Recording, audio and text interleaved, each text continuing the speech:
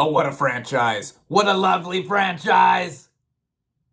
What is up, everybody? Random Man here, bringing you my review for Furiosa, a Mad Max saga in one take. As I just got out of seeing this movie about an hour ago, and I really wanted to get my thoughts out here really quickly. This is going to go on for minutes and minutes and minutes on end, but this is a film that going into it, I was highly anticipating. In fact, this was my most anticipated movie of 2024. This post-apocalyptic action film, which is a prequel and a spin-off to 2015's Mad Max Fury Road. Now, before I get into Furiosa, the film, I should give my brief thoughts on the rest of the Mad Max series, as going all the way back to 1979's Mad Max, I was introduced to this film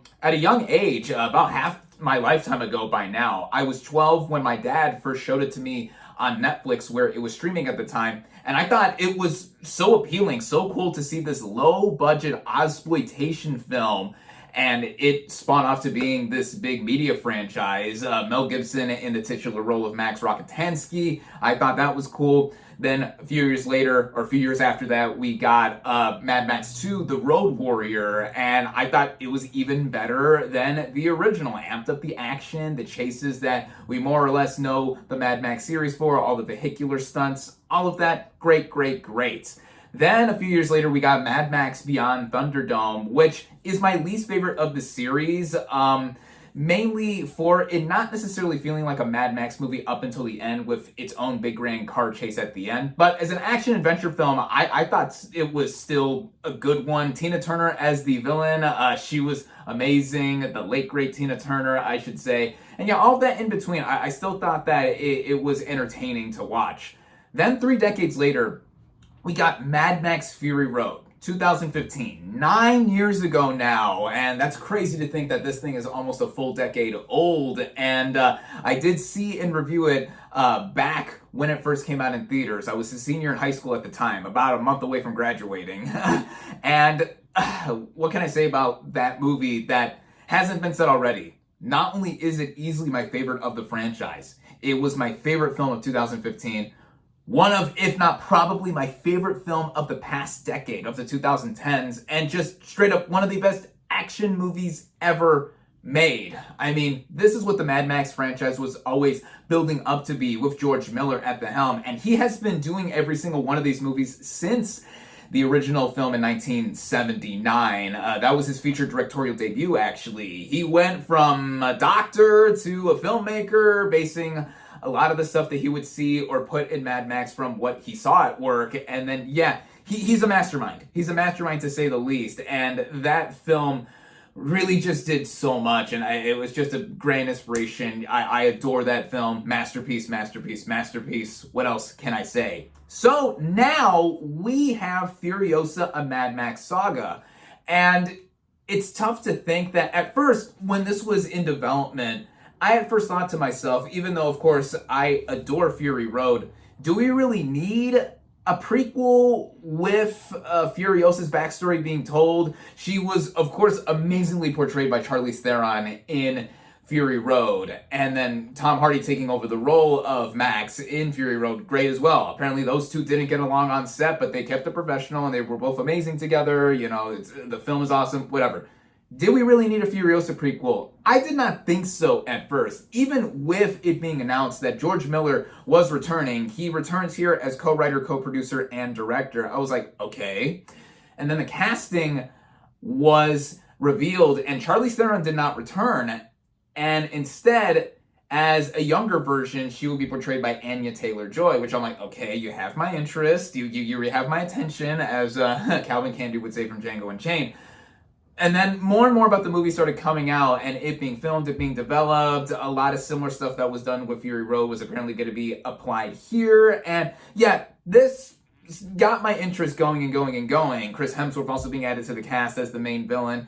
Yeah, a lot of things put together did make me slowly warm up to it. And then even going into the first trailers and stuff, I'm like, yeah, I was already such a big fan, immersed into Mad Max, that like, how could I not be excited going into this thing, just seeing all of the vehicular madness and whatnot. So yeah, now we have Mad Max, or Furiosa Mad Max, Mad Max Furiosa, Furiosa Mad Max Saga. I should get the title straight by now, but we have the film now, and let me just get straight into it. Let's get into the cast and the performances.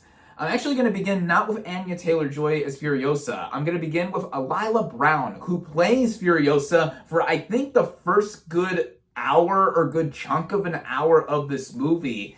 And she captures a lot of the brightness that a younger version of the character would, in theory, have until everything got changed, as a lot of backstory that was revealed in Fury Road is now further delved into here. And I thought that she was brilliant here, acting a lot with her face and not really saying a whole lot too. And then we transition into Anya Taylor-Joy portraying Furiosa, and apparently she only had about 30 lines in this film. That's about half of what Tom Hardy as Mad Max in Fury Road had. So like, she does a lot of not just face acting, but acting with her eyes, and she has very big expressive eyes. And Taylor-Joy is one of my favorite actresses who has come up in the last several years, what with The Queen's Gambit and various other movies that I've seen her in.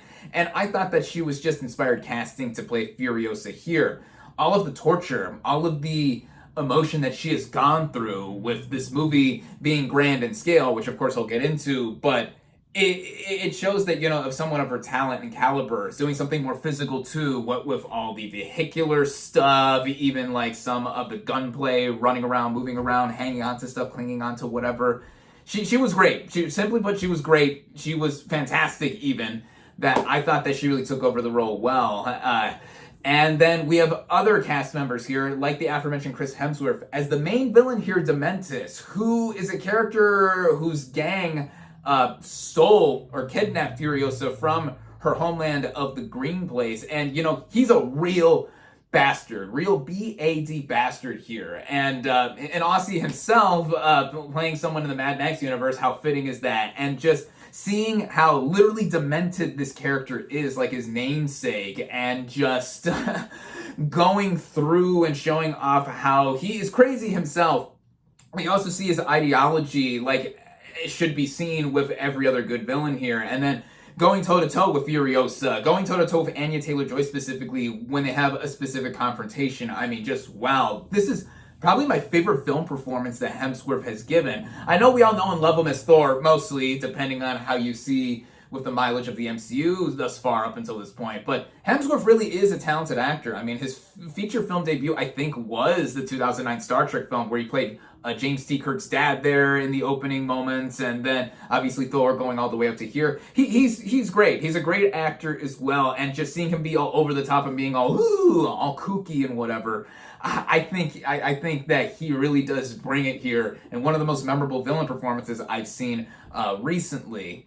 And then there are other cast members here that I should mention. Like, there's Tom Burke, who most audiences remember as playing Orson Welles in 2020's Mank. He plays Jack, a character who pilots a war rig for Immortan Joe, of course, a character that was the main villain of Fury Road, that we do see more of here. Sadly, Hugh Keays-Byrne, who originated the role in Fury Road, he was also the main villain of the first Mad Max film, Toe Cutter. He passed away back in 2020. The actor who took over for him here, I thought he did a great job seamlessly going into the role. Of course, this being a prequel and spinoff, it went into it and into Fury Road, I should say, well. But Burke's character, I thought he was cool as an addition, kind of as a Mad Max proxy, because of Mad Max not being prominent in this film, and being an inspiration and like kind of a segue into Furiosa being someone who is able to pilot the war rig, also like navigating the citadel of Immortan Joe's, and just wanting to get revenge for whatever else happened early on, including what was done to her mother. The actress portraying Furiosa's mother, I thought, was fantastic too in the moments we saw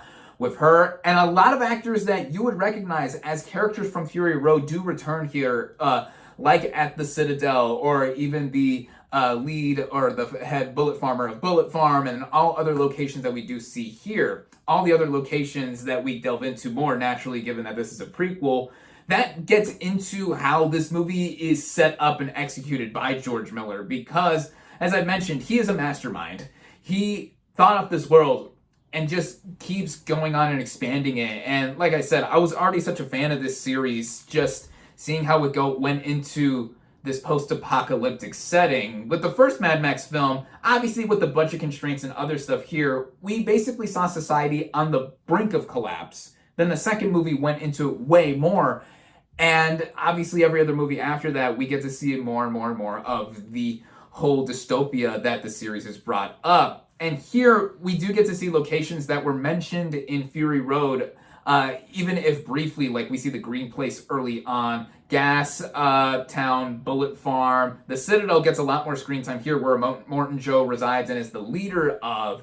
And every time I saw those moments, like, it got someone like me really giddy to not only connect references to the rest of the series, mainly with Fury Road, but also just with more of the backstory, because this is a different approach for a film than Fury Road. Fury Road, as has been said often, is basically a lengthy car chase for about 2 hours, and this is not that. It takes place over the course of about 15 years, as it is said by the end of the movie, and it follows a younger Furiosa as a young girl / teenager going into a young adult when she gets taken over the role. The role gets taken over by Taylor-Joy. And we get to see how this is a screenplay that has a lot of emotion in it. It's not only epic in scale, but it's emotionally involved because of what Furiosa is striving for. She literally just wants to go home. And that perfectly extends into how Theron played the character in Fury Road. She wants to go back to the Green Place. She wants to go back home, while also having her own agenda in Fury Road specifically. And in Furiosa, the prequel, we see her go on that journey. Also specifically want to go after Dementus for taking away what innocence that she had in the youth and everything else. But she was showing early on that she was skilled in terms of being like a scavenger fighter, just surviving all the elements of the wasteland, even though she mainly lived in the Green Place. And then as we go on, the movie is separated into 5 acts or 5 chapters that we get to see all of this go on, and we see how much of a sprawling scale that this movie has. And with Miller as a director, it's an understatement to say that he directs the crap out of this movie. With how it is connected to Fury Road and how it is further expanding upon the wasteland, he assembles on a technical scale elements and merits. A lot of the same returning players from Fury Road come back here behind the camera, which include costume designer Jenny Beavan, who won her second of 3 Oscars for Best Costume Design for Fury Road. Of course, Fury Road was nominated for 10, including Best Picture and Best Director, and won a total of 6. Costume design, production design, with the budget of this movie and just seeing more of this wasteland. It looked like there was no expense paid with how this is all designed together. The art direction, the other Oscars that Fury Road won were for sound editing, sound mixing, back when the sound categories were split up. Best makeup and hairstyling. Of course, the designs of the characters, what they're wearing, depending on where they are or where we are seeing them in this universe. Like, wow, it's all unique, all decrepit. You can tell that a lot of it is like makeshift clothes, or everyone's real dirty and grimy. The designs of the War Boys, everyone else from the Citadel, and just even beyond. I mean, just the look is pat down and looks like we are back in this universe again. And then the last Oscar the movie won was for Best Film Editing, which was probably my favorite win it got, because Margaret Sixel, who edited Fury Road, she won there. She also is, fun fact, George Miller's wife. She returns here as one of the film's editors, and Fury Road was such a specifically edited movie because it messed around with the frame rate, cutting back and forth between different shots, of course, but also speeding up and slowing down with certain moments, inserting frames, taking stuff out to make the speed mess with. It's unlike any other action movie, at least of the modern age that we live in for movies, and just the rhythm and the rhyme that keeps going with it, I think that similarly applies here. The way the movie is shot cinematography-wise, I mean, a lot of it you can tell was shot outdoors and just being within all the sand and it being everywhere. Not to make a Star Wars reference, but there you go. But yeah, wow, it keeps going into what this movie has in terms of its scope. Also returning here from Fury Road is Tom Holkenborg, aka Junkie XL, doing the music. The score for Fury Road I had on repeat that whole summer of 2015 after I saw Fury Road, just amazing, amazing stuff. And here, the score isn't played up as much. And again, I think it's partially because the approach to Furiosa as a film is not like Fury Road at all. And same thing goes with how the movie intersperses all the action in between. Again, Miller directs the crap out of this thing, but don't go into this expecting Fury Road, like I've mentioned, with how it is completely different in terms of its kind of narrative execution. We do have action in between, though. Early on, we do get mini chases.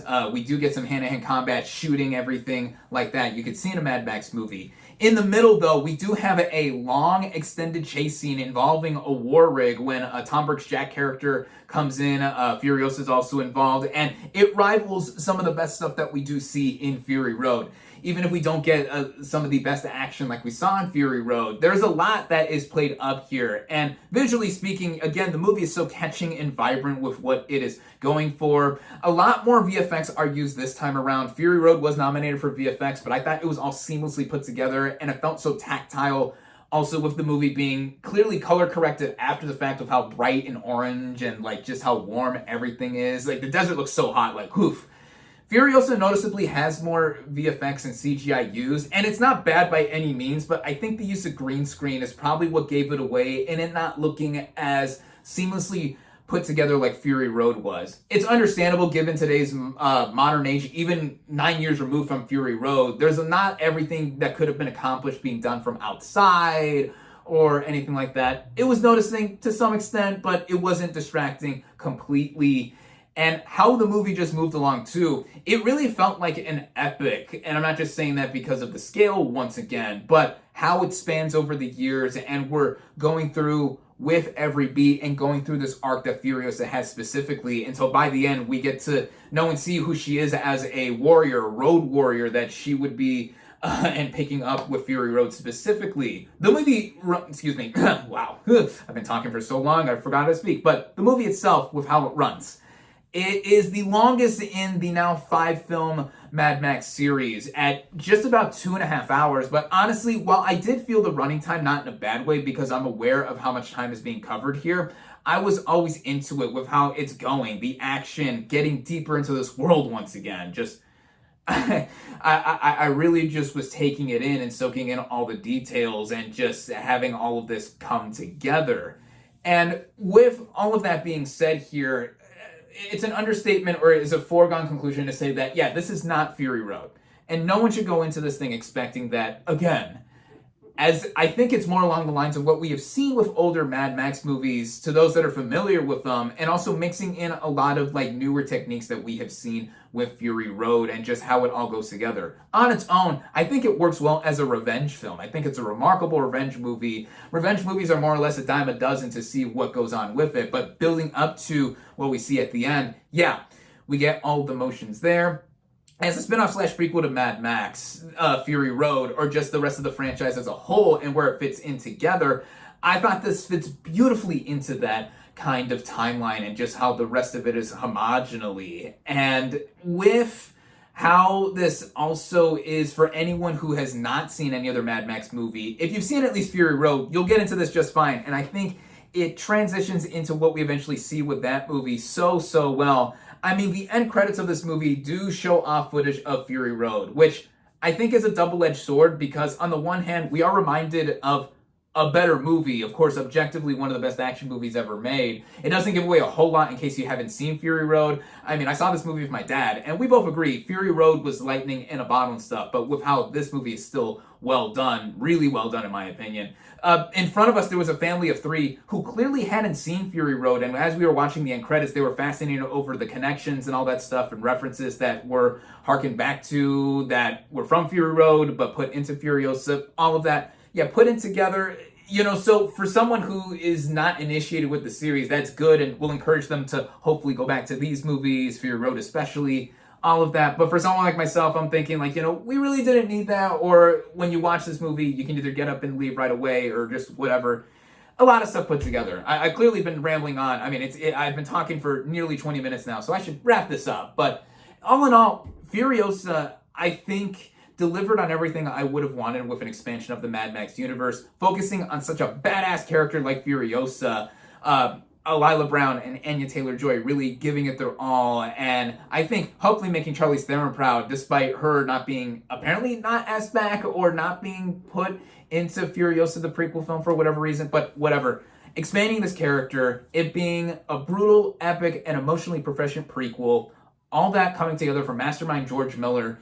He really has kept it up. He's now in his late 70s, and he's a versatile film director. He's an Oscar winner for the first Happy Feet film. He's done other dramas like the Babe movies, and just showing off what he's able to do and just doing his own take and own style. I just love him for that, and I think I could now probably consider him as one of my favorite film directors working right now. And his previous movie that he did in between this and Fury Road, 3,000 Years of Longing, though I wasn't too big a fan of it, I admired the artistry that was put involved. I just wasn't into it as a romantic film when I got to that point, but he is still a director that I think just gives it his all and is one of the best working right now. And if you couldn't already tell, I loved Furiosa. Again, you're not going to get the pinnacle, the very, very best that we have seen like once in a generation, once in a lifetime or whatever for films every so often. But I really think it fits in with the rest of the series. And yes, of course, I will be picking this up to own with the rest of my collection here with the Mad Max movies. And yeah, I loved Furiosa. This is now one of my favorite films of 2024 thus far. I highly recommend it. Sadly, this movie, I'm recording this video on Memorial Day,